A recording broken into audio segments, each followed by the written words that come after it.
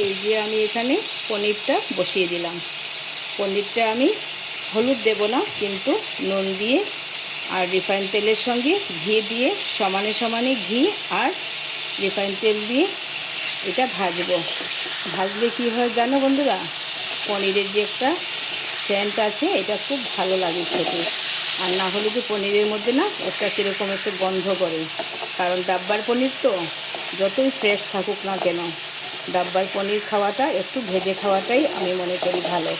আর নিজের ঘরে বানালে এটা আলাদা কথা, তাই না? কত কেমিক্যাল দিয়ে ওরা করে। আর ঝুল টুল ওই যে রসটা থাকে, যে জুসটা থাকে, এই জুসটা না খাওয়াই ভালো। এটাতে কত কেমিক্যাল দিয়ে করে, তাই না? আমাদের বাচ্চারা তো আর বুঝে না, ওরা তো পনির খেতে ভীষণ পছন্দ করে। তাই আমি এইভাবেই বানাচ্ছি। এটা ভালো করে ফ্রাই করে, তারপরে মশলাটাকে ফ্রাই করে তারপর আমি এই পনিরগুলো দেব। তাহলে পনিরটাও খেতে ভালো লাগে আর কোনো প্রবলেম হবে না। ঠিক আছে, রান্নাটা করছি তাহলে। এই যে আমার পনির ফ্রাইগুলো নামিয়ে নিলাম। দেখো, একটা পনিরও ভাঙেনি, একদম খুব সুন্দরভাবে পনিরটা ফ্রাই করে নিলাম। এই যে বুঝছো, পনিরগুলো ফ্রাই করে নিলাম আর এখানটায় আমি বসিয়ে দিলাম। এই যে এটা ভালো করে কষিয়ে তারপর ঝোল দিয়ে তারপর দেবো আমার পনিরগুলো। মশলাগুলো যত কষাবে ততই টেস্টি হয় খেতে বন্ধুরা। মশলা কষানোটাই মেন। এক দুই টুকরো পনিরও পড়ে গেছে এটাতে, বাটিতে পনির ছিল, আমি আর খেয়াল করিনি, দু একটা পড়ে গেছে। কোনো ব্যাপার না, এগুলো ভেঙে চোরমার হয়ে যাবে। তাই ভালো করে কষাতে হবে, ভালো করে কষিয়ে লাস্টে দইটা দেবো।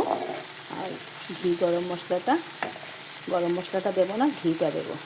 এই যে আমার তেল ছেড়ে দিয়েছে।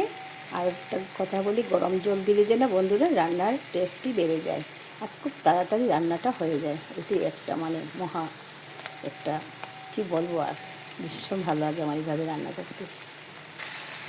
গরম জলটা হয়ে গেছে আমার। গরম জল হয়ে গেলে রান্না করতে টাইম লাগে না। এই যে আমার পনিরের জাল উঠে গেছে, জালটা। এখন আমি পনিরগুলো সব দিয়ে দেবো।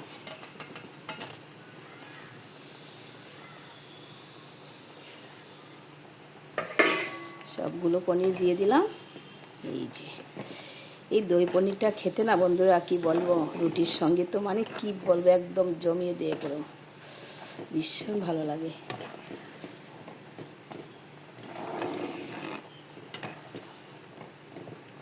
হয়ে গেল আমার শাহি দই পনির।